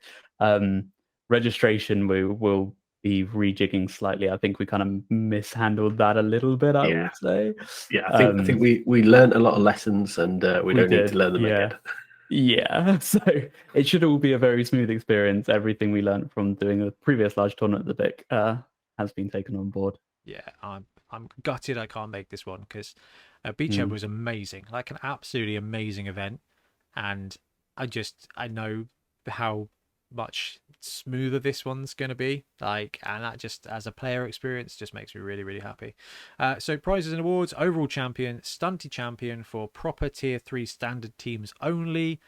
Maybe one day we'll go to like the whole underworld without this thing, but for now we're sticking with classic stunty. Best team award: participation trophy for the last place, the Explorer Cup. I need to remove that, that's Dungeon Bowl. Most casualties: chocolate armor. We will have most touchdowns as well, and as ever, the Dirty Player Award. It is NAF sanctioned. It's already NAF sanctioned. Tickets are £17.50 because it is at the BIC, and that's all available on the Entoyment website. And the Entoyment website has currently got all the other information. I'm just finishing up the PDF pack, so when the podcast comes out, the PDF will probably be up and out. I'm planning on doing it Saturday or Sunday, so but we're keeping it kind of simple again, a little bit more spicy, ever so slightly, than Beachhead, but not too much. We're limited at 80 players. We had 60 something turn up, and I think 70 something tickets sold for Beachhead, so could be another good turnout. Teams gonna have to rewrite this to include the Norse release, but as it goes, tier packs will be tier 1 5 primary, tier 2 4 primary and a secondary, tier 3 5 primary and 2 secondary. Stars can't have skills. You've got stars as normal. You've got nothing fun like wizards or anything, with the exception of a mercenary giant, because actually it was fun to see people bring them. Nobody complained. We ran them in the league. they're great. I think they're certified legitimate play now in my mind. So I think, guys, I think that's a little bit more skilly. I think there's one more skill per tier Yep. for Beachhead, sticking around at 1100 TV, because I do think it's a pretty sweet point where you can't flesh everything out always, and I think it keeps it kind of a bit more of a competitive environment. But yeah, the Norse stuff will be legal by July. I can't imagine anything else would have dropped by July. So Hope in not. yeah, well, yeah, it would be pretty sweet. Yeah.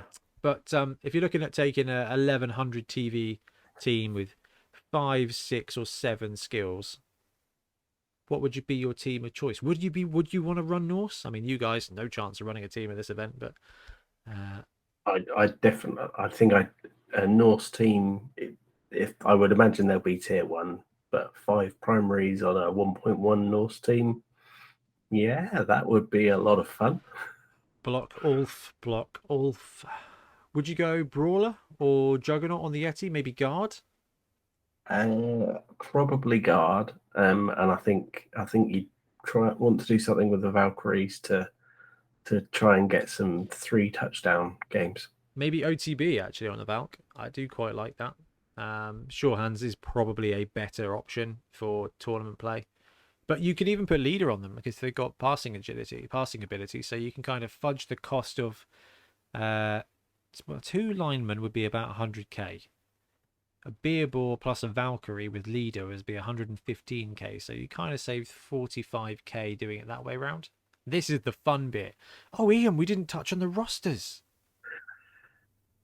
Oh, we didn't touch on the rosters. Well, look, we've got that tournament coming up. It's 3 months' time. Tickets are available now. We started to sell them through. We're going to be sort of up in it as we come along, and I'm super excited. I'm sorry I'm not going to be there, but I know that you two are going to have a great day. Yeah, I hope so.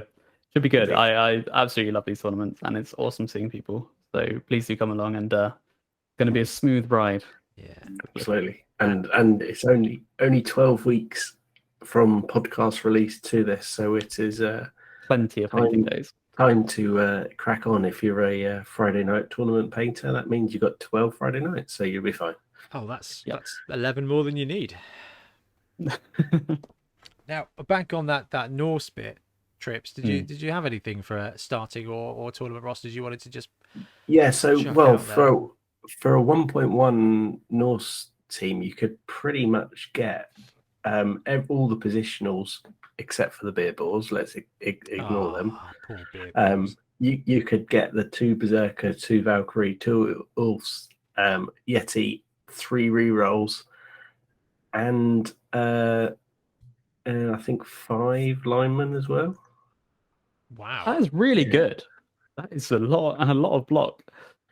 Yeah, wow. Now Norse are going to be great, but they do not have that.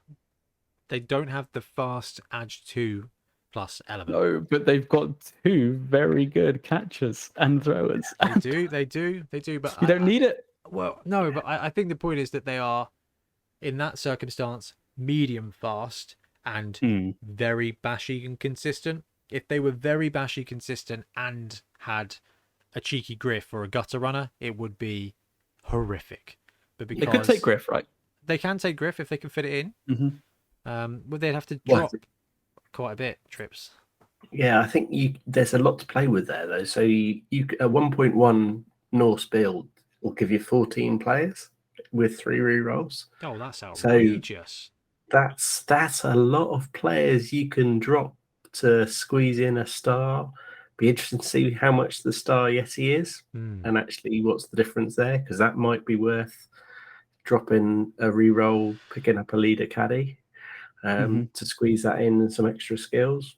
And of course, Barrel Boy, yeah, definitely. I think if he's in the Griff, if he's cheaper than Griff, you're going to want to squeeze him in, and he'll probably be the cheapest of the new star players, I imagine, right? Yeah, and you could probably drop down to an 11 team without having to bring in the beer balls and get him into a 1.1 build.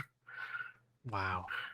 That's a great point, though. You can use the beer board to get your 11th player to get you access to that star.